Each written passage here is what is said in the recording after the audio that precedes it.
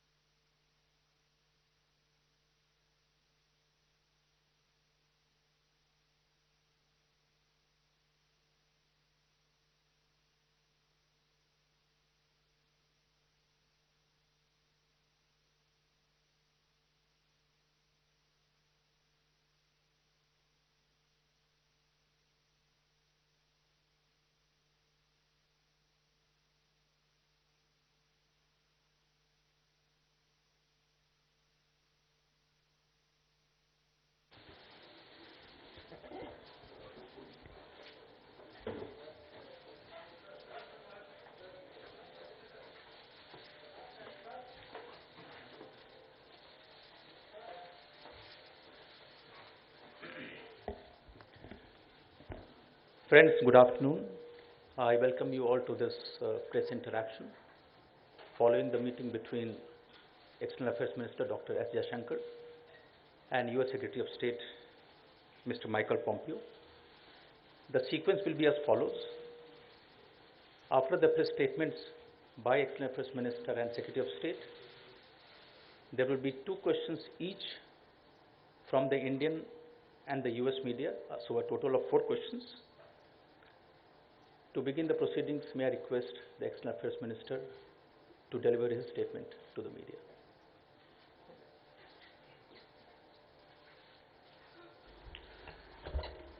Good afternoon. It's a great pleasure for me to welcome Secretary Pompeo to India. As many of you know, he is the first foreign minister I am hosting after assuming charge as External Affairs Minister. So it's a particular privilege. He's also the first senior figure from the Trump administration to come after this government assumed office. As someone who's been associated over many years with the growth of India's relations with the United States, I'm particularly pleased to see him today and to welcome him. India and the United States have a strategic partnership, and that is actually based on deep and broad convergences which have been steadily growing over the last many years. Obviously, there will be some issues on which we have our individual perspectives, but I think for us today, both as countries and as foreign ministers, harmonizing our interests and our views, that's really the task of diplomacy, and I think Secretary Pompeo would agree with me today that we've earned our pay. Now, both of us are guided by the big picture of the relationship. That vision was, as currently was set out in the many meetings, starting with the June 2017 meeting between Prime Minister Modi and President Trump. Obviously, from time to time in any relationship, specific issues will arise, and I think we've discussed many of those issues largely in the framework of that big picture. Today, our discussions covered trade issues, energy issues, defense issues, investment concerns, and people-to-people contacts between India and the US. As foreign ministers, we both are very conscious of our responsibility to deliver on the vision of our leaders. And in doing so, therefore, our discussions took a very integrated view of all the domains which the relationship deals with. Now, in greater specifics, I think we discussed a number of bilateral and global issues. On terrorism, I took the opportunity to express our appreciation for the strong support that we have received from the Trump administration. What we see is really zero tolerance for cross-border terrorism. We have, of course, Prime Minister's initiative for a global conference on terrorism, and I'm sure that's something the US would look at positively. We had a discussion on our defense cooperation. That again has been a very encouraging story over the last decade or more. Today, we operate a number of American origin platforms and other equipment. And the key point here is that if that is to continue to grow, it's important that we display trust and confidence in each other. There's been a steady appreciation, a steady liberalization of American laws and regulations pertaining to defense and high technology, and that's something, again, I would thank Secretary Pompeo and the administration. We also discussed energy issues, and I underlined the importance of stability, predictability, and affordability in terms of India's energy imports. Again, you all know that we have started sourcing some of our energy from the United States in recent years. On trade and investments, the U.S. is today our largest trade partner. It's among our key investment sources as well. And what has been clear in the last few years is that as both economies have grown strongly, new opportunities have been created by new demands, and we were both very optimistic about where our economic relationship is going and can go. On some outstanding issues, particularly relating to trade, my urging was that we take a constructive and pragmatic view of that. It is natural when you have trade that there will be trade issues, and I think the real test of our intentions is our ability to address them effectively. Where the Government of India is concerned, we are committed to making it easier to do business, to provide a level playing field, and to grow with the world economy, and striking the right balance between these concerns is what we are trying to do. We spent a little time discussing people-to-people relations. It's the natural constituency of our ties. I think today PIOs, non-resident Indians, students, professionals, business, technology, academics, they all contribute to what makes our ties with the United States unique. I think Secretary Pompeo in his own previous careers is very conversant with that. So I'm confident that there would be greater understanding of this particular factor in our ties. On global issues, we discussed Afghanistan. Secretary Pompeo came in directly from Kabul. So he briefed me about some of the discussions he had there. In turn, I spoke of our concerns and interest there. We also had a discussion, a fairly detailed discussion of the situation in the Gulf. I think he knows that we have big stakes there, stakes of energy, of diaspora, of trade, of regional stability. We had also a talk over lunch on the Indo-Pacific.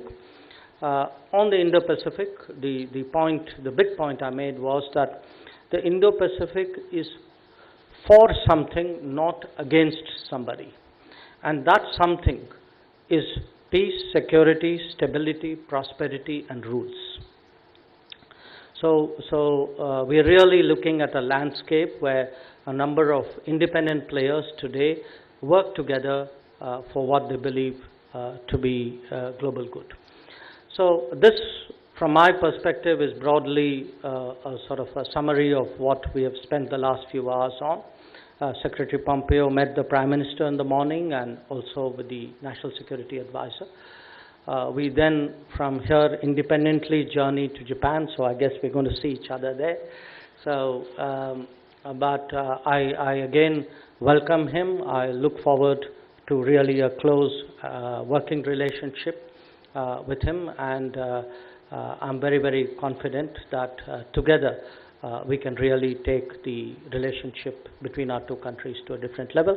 And may I, Secretary, invite you to make your remarks. Thank you. Good afternoon, everyone. It's great to be here. It was great for me to be able to get in here so quickly after the election, the enormous election that Prime Minister Modi won. Having run a few campaigns myself, it was incredibly impressive. And the mandate that he's received, I think, is incredibly important. Minister Jaishankar, it's great to be with you. It's great to have a chance to spend as much time as we had here today. I know we'll get a chance to do that regularly and frequently, and I very much look forward to that. I'm confident that we have the benefit of building on a strong foundation between two of the world's great democracies. We saw this in the election. We saw this incredible democratic vigor and lead to a wonderful outcome. In recent decades, our relationship has made real strides, but there's an awful lot more that we can do together. And we had a chance to talk about each of those big strategic opportunities between two great countries. We can, in this context, see each other not just as bilateral partners, but as something much bigger than that, as friends who can help each other all around the world. In addition to conveying President Trump's best wishes today, I also had a chance to discuss with Prime Minister Modi these historic opportunities, and I'll elaborate on our potential in the speech at the India International Center a little bit later this afternoon. In fact, I can say that the U.S.-India partnership is already beginning to reach new heights. We've bolstered our defense cooperation. We've solidified our common vision for a free and open Indo-Pacific, and we've grown cooperation in energy and in space and in other areas. I know, too, we'll have another opportunity to expand these bonds when Acting Secretary of Defense Esper and I welcome Foreign Minister and Minister Singh to the United States later this year for the second ever 2+2. I will have then been a part of 100% of the strategic 2+2 dialogues. The United States is committed to ensuring that India has the military capabilities it needs to uphold its territorial integrity and to confront 21st century challenges. Completing the various military agreements we have already agreed to will help us hit that goal. And the United States is pursuing a range of efforts to meet President Trump's commitment to share defense equipment and technology with India, as we do with our closest partners. India's own experience with terrorism is very real. We know that. As the blasts that ripped through the Sri Lankan churches last Easter Sunday have shown, terrorism is a constant in this region, and India's ability to fight it should be second to none. Our teams will continue to work together to improve information sharing, intelligence sharing, and strengthen India's ability to fight terrorism. And on that subject, I just came, as the Foreign Minister said, from Kabul. At the core of America's Afghanistan talks is a resolve that terrorists can never again exploit Afghanistan for their evil purposes. We are intensely grateful for India's advice and support to ensure that we are successful in this endeavor. Great friends are bound to have disagreements. The United States has been clear we seek greater market access and the removal of trade barriers in our economic relationship. And today I address these differences in the spirit of friendship, and I think that the two of us will be able to see a good outcome for each of our two countries. And we'll keep working to resolve any economic disputes, not only those that we have at this moment, but those that, when any significant trading relationship inevitably arise. Look, we've got to get this piece right, the economic piece right, because there are a myriad of opportunities that lay before us in the Indo-Pacific region. Countries in this part of the world which have signed on to the Belt and Road projects have found Beijing's deals come not with strings attached, but with shackles.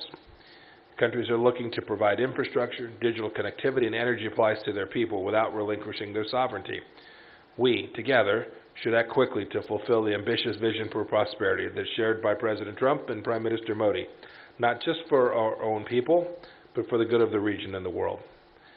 I know this, when 1.7 billion people in the world's two largest democracies come together, we can do great things, and I look forward to working with you on them. Thank you. Thank you, Mr. Secretary. We now move to the question and answer session. First up, two questions from the Indian media. Maha and then Reza. Maha, you go first. Hello, sir. I'm Maha Siddiqui from CNN News 18. My question is for Secretary Pompeo. Sir, on the one hand, America recognizes India as a vital strategic partner and friend. How do you then explain the threat of a possible sanction under CAATSA for India if it goes ahead with the S-400 deal with Russia, as well as warnings or notices with regard to trade issues that are periodically issued from the American side? And to the EM, sir, this is with regards to the US-Iran tension. Did Secretary Pompeo explain to you what the situation is like? And as far as you are concerned, did you communicate to him exactly what bearing it could have on India and the region, specifically with regard to energy security and on the Chabahar port issue? Thank you for your question.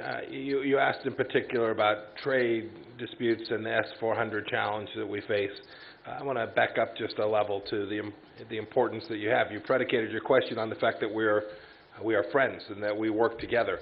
That never, in any relationship that I've been part of as the Secretary of State. I've never found a partner, an ally, no matter how close, where you didn't have rubs, you didn't have places where you had to work through things.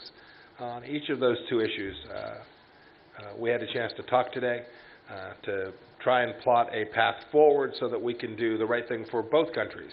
When you think about each of those two issues, right, we are endeavoring to make sure that each of our countries can provide security for itself. We want India to be able to do that as well, and we want to have a flourishing economic relationship, a trade relationship that is free and as each country having the opportunity for foreign direct investment in the other's country to grow jobs and create wealth in each country. When I think about the two issues you raised, I think about them as real opportunities, things that I know that we can work together on will provide a foundation for the relationship. It is, I said this in a speech I gave now, I guess, a week back or so. I talked about that. Certainly it's the case that the United States is an important partner for India. You should know we all believe, not just in the administration, but on Capitol Hill as well, that India is an important friend and partner for the United States of America as well, that America is an enormous beneficiary of the success that India has and continues to have, and I know with Prime Minister Modi will continue to exploit. So when I stare at these issues, they're issues of the moment. We will find a way to work through them, and I know that when we come out on the other side of each of those, the relationship will be stronger. We'll have done great things together. Thank you. Thank you. Yes, the short answer to your question is we did discuss the situation in the Gulf, and I obviously shared with Secretary Pompeo what are our interests and our concerns, and energy security is part of it, but I think there are other concerns as well. As my opening remarks told you, concerns about diaspora, about regional security, about trade.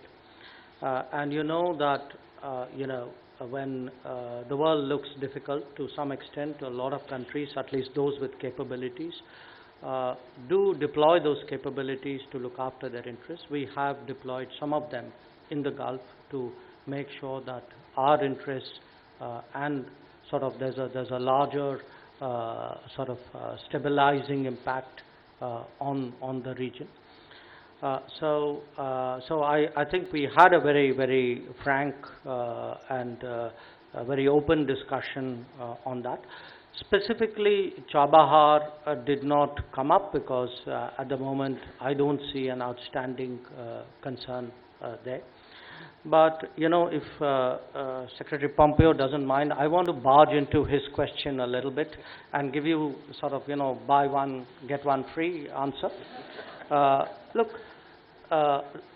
if you trade with somebody, and particularly if they're your biggest trading partners, it's impossible that you don't have trade issues. But I think the sign of a mature relationship is that ability to negotiate your way through that and find common ground. Perhaps that's not been as effective as it could and should have been in the recent past. But I think both of us are leaving this meeting convinced that we both need to tell our governments that they need to try harder and make sure this happens. On the CAATSA issue, again, I think Secretary Pompeo knows, and I've explained to him in some detail. I mean, we have many relationships with many countries. Many of them are of some standing. They have a history. So I think we will do what is in our national interest. And again, part of that strategic partnership is the ability of each country to comprehend and appreciate the national interest of the other. Reza, please go ahead.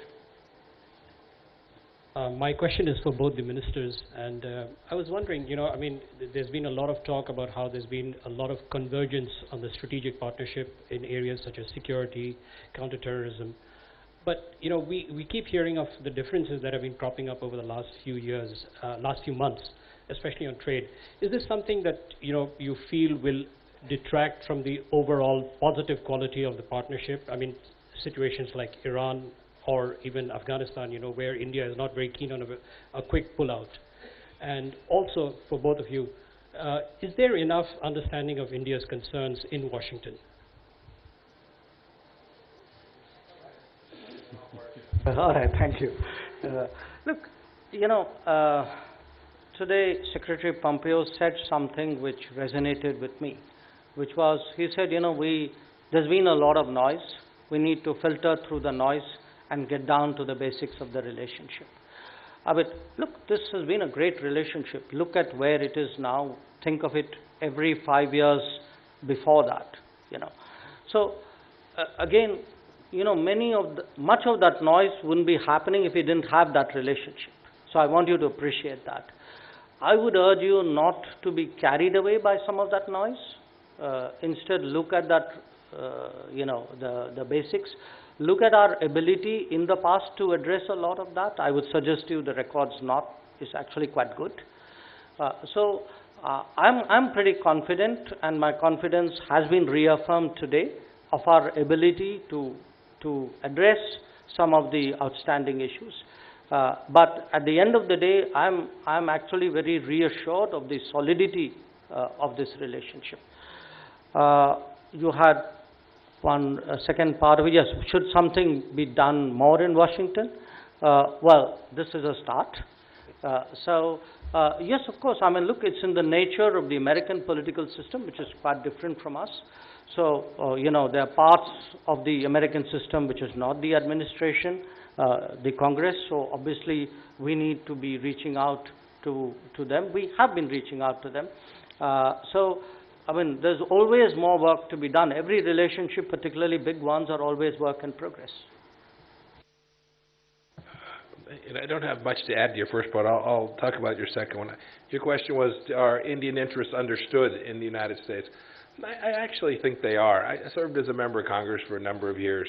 I had a chance to observe firsthand people from my district come in and talk to me. Indian people come in and talk about Indian issues. I had government officials come visit with me. I think most elected officials, most government leaders get a chance to see that. So I do think there's a deep, keen appreciation. I also think there is, even more broadly throughout the United States, there's a large Indian American community there. So people have had experience and understand. Many of those have family members that live here in India. I do think there's a deep appreciation for India, and I think they've watched as India has grown and the good things have happened, and I think they welcome that. I know that the leadership in the administration does, and the senior leadership on Capitol Hill too. Your first question was about the noise. I've been at this long enough. The press is always going to write about the noise. It's the story, it's the moment. It doesn't capture the full range and scope of the relationship. It's the 1/2 of 1%, but it makes a good story. It's good for 14 print at the top of the page or the chyron scrolling across the screen. I get it. Our task is to do our best to continue to keep the relationship moored and founded and growing, and then work through that. Take down each of those pieces of noise and do so with, frankly, as little theater as possible. Just work. Work in a sincere way with our friends to get the outcomes that are good for both of our people. I now request my counterpart from the U.S. State Department, Morgan Ortiz, to identify the media person from the USA. Please. Thank you. Good afternoon. We're going to have 2 questions from the U.S. First, we'll start with Chris Reddy from Newsmax. Thank you, Morgan. Mr. Secretary, Minister. You brushed on the subject of Iran. This has been a pressing issue for the United States right now, almost crisis mode. And you mentioned, India gets about 10% of its oil imported traditionally from Iran. How significant was Iran part of your discussions today? You mentioned the word common ground discussing about trade. Minister, was there any discussion or areas of common ground in how the West and India confronts Iran? And maybe you could also discuss some of the areas of disagreement. And I would just have one follow-up on the issue of trade. Was there any discussion about the U.S. lifting President Trump's decision to end having India on the GSP and reversing that decision? Thank you. I'll take the second one. You can take the first one. We didn't discuss the lifting of that. What we agreed we would do was we'd go work through the problems. That we'd go, there are tariffs and counter tariffs, and we said we're going to do our best to make sure that all the right people get in all the right places and work through these problem sets so that we can get out of this and get on with the business of growing each of our two economies. You know, again, it's a little bit of a repetition, but really, I mean, we have a certain perspective on Iran, obviously, from where we are based, and, you know, the Secretary shared with me the American concerns on Iran. I would say, you know, frankly, I guess both of us certainly came out much better informed of each other's concerns in that regard. In terms of common ground, though I used it for trade, we have common ground on energy as well. I mean, for us, it is important that global energy supplies remain predictable, that they remain affordable. And I think that's a concern to which Secretary Pompeo was certainly very, very receptive. I think he understands that this is today the world's 5th largest economy, which imports 85% of its energy, a large part of it from the Gulf. So I think he certainly gets, I guess I'm speaking for him, but I think looking at his face, he certainly gets what our interests are. I'll just add on Iran, Chris. Look, we all know that we need to keep that waterway open for the reasons that were just described. We also know that Iran is the world's largest state sponsor of terror. And we know the Indian people, how they have suffered from terror around the world. So I think there's a shared understanding of threat and a common purpose to ensure that we can keep energy at the right prices and deter this threat, not only the threat in the narrow confines of the Middle East, but the threat that this terror regime poses to the entire world. Thanks. We'll now have Jennifer Hansler from CNN. Thank you. Secretary Pompeo, earlier today, 2 U.S. service members were killed in Afghanistan. This comes a day after you were in that country. Do you have any response? The Taliban has said this was an ambush on their part. Is this going to affect the talks this week at all? I saw the reports of the 2 U.S. service members who were reported to have been killed. This is tragic. My condolences certainly go out to them. I'm praying for them, for their families, and for all the soldiers that were around them. I think this drives home the need for us to be successful, right? The mission set that we've undertaken in Afghanistan is a reconciliation to reduce the level of violence, to reduce the level of risk to Afghans broadly, and the risk to American service members. So I think what you'll see is a continued push by the United States to achieve the reconciliation and the reduction in risk that the President set out as the mission set for the State Department and for the United States government. Thank you, External Affairs Minister. Thank you, Secretary of State. This concludes the press interaction. Thank you all for joining.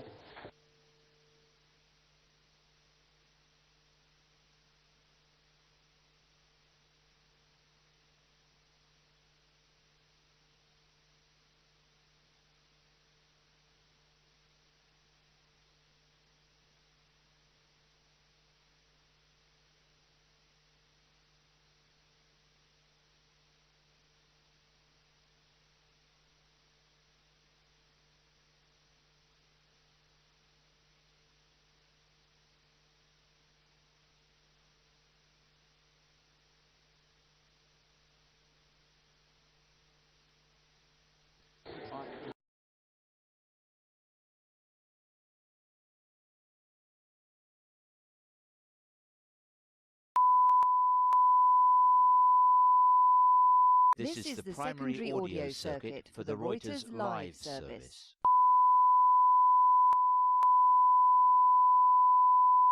This is the primary audio circuit for the Reuters live service.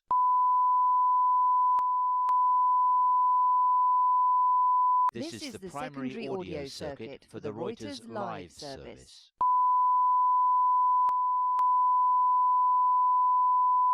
This is the primary audio circuit for the Reuters live service.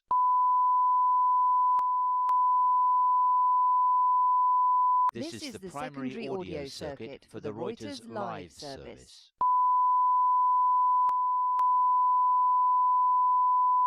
This is the primary audio circuit for the Reuters live service.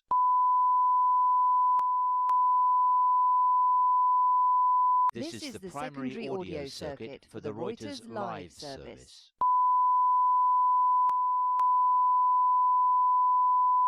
This is the primary audio circuit for the Reuters live service.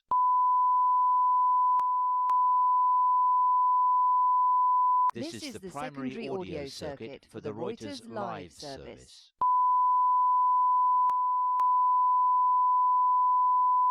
This is the primary audio circuit for the Reuters live service.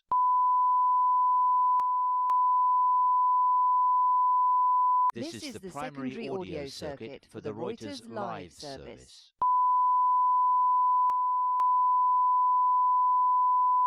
This is the primary audio circuit for the Reuters live service.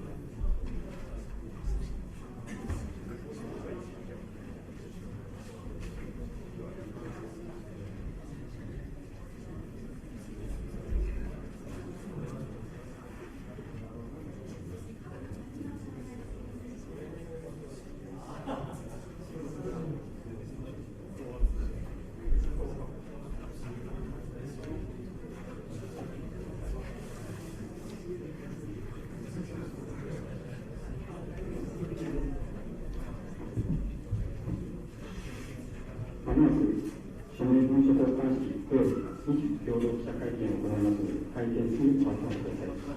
まもなく署名文書交換式及び日共同記者会見を行いますので、会見中にお集まりください。引き続きましてご案内申し上げます。これから日仏文書交換式及び日仏共同記者会見のグラウンドルールについてご説明いたします。Je voudrais expliquer la procédure de la cérémonie d'échange de documents et la conférence de presse conjointe franco-japonaise。文書交換式及び記者会見では日本語、フランス語の同時通訳で行います。各言語チャンネルは日本語音声チャンネルは1、フランス語音声チャンネルは2でございます。Une interprétation simultanée française-japonaise est assurée. Le canard 1 est pour le japonais et le canard 2 est pour le français. Je continuerai seulement en japonais. 日仏の文書交換式は間もなく開始の予定でございます。4件の文書を交換いたします。続いて安倍総理及びマクロン大統領による記者会見が行われます。記者会見におきましては、まず総理から冒頭発言があり、その後、マクロン大統領から冒頭発言があった後、質疑応答に移ります。ここでは日本のプレスから安倍総理に1問、フランスのプレスからマクロン大統領に対して1問質問を受け付けます。質問ある方は挙手をお願いいたします。司会者に指定された方はマイクの前に進み出て、質問の前にお名前と所属を明らかにした上で質問を行ってください。質問は1人1問とし、明瞭かつ簡潔にお願いします。質問終了後は速やかに自席にお戻りください。記者会見終了後、両首脳が会見場から退出されるまでの間、着席のままお待ちください。最後に携帯電話はスイッチを切るかマナーモードとしてください。記者席からの撮影は他の記者あるいは後ろのカメラマンの妨げになる恐れがありますのでお控えください。記者会見終了後、同時通訳用のレシーバーは必ず席に残して退出をお願いいたします。ご協力感謝申し上げます。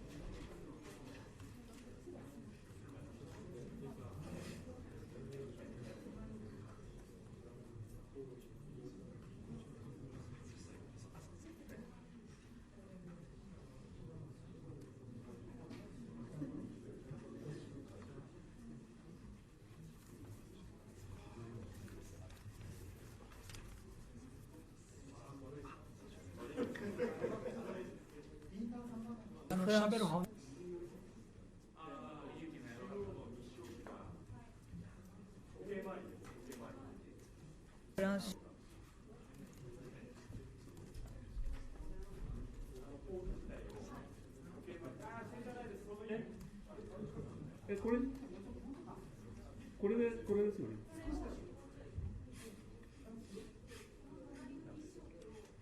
このくらい。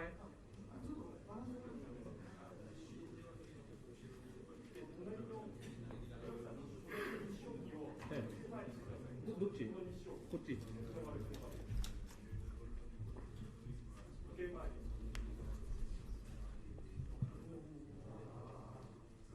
OK ですか？ OK です。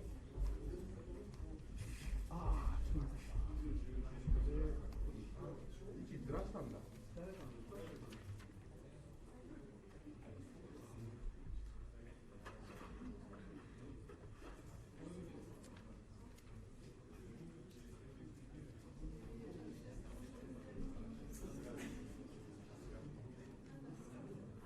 これ右と左の置きの位置が違うんですけど、どうせ直しちゃいます？できます？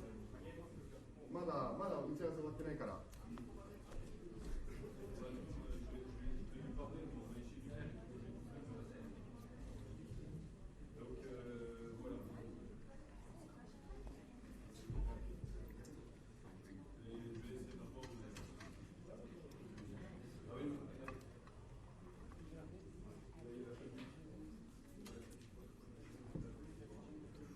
多分こんな感じ、もうちょい。大丈夫？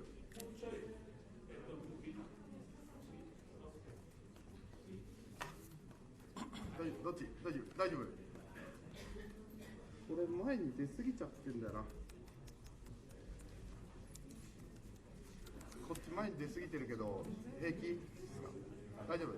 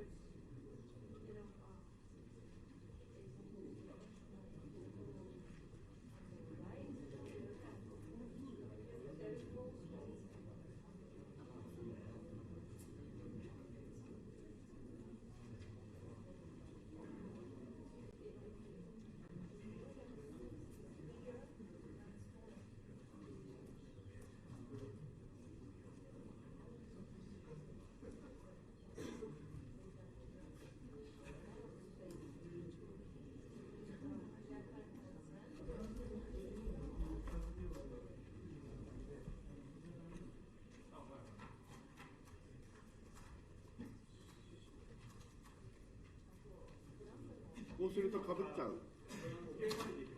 あ、ちょっと待ってくださいね、今、位置は。もっと中。フランスの旗日本に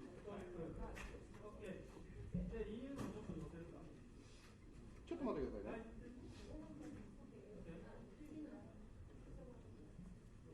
日本もちょっと下げちゃいますか。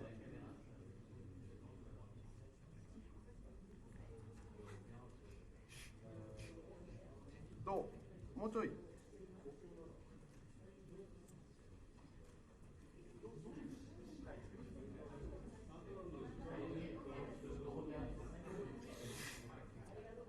これでいいですか？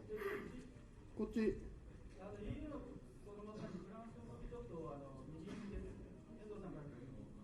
こんな感じ。日照期もこんな感じ。大体揃いました。OK ですか？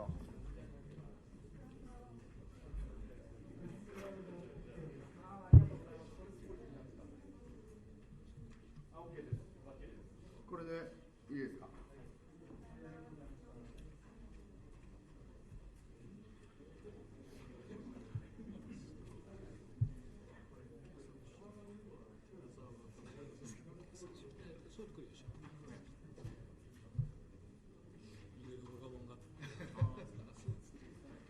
聞かれてたさっき。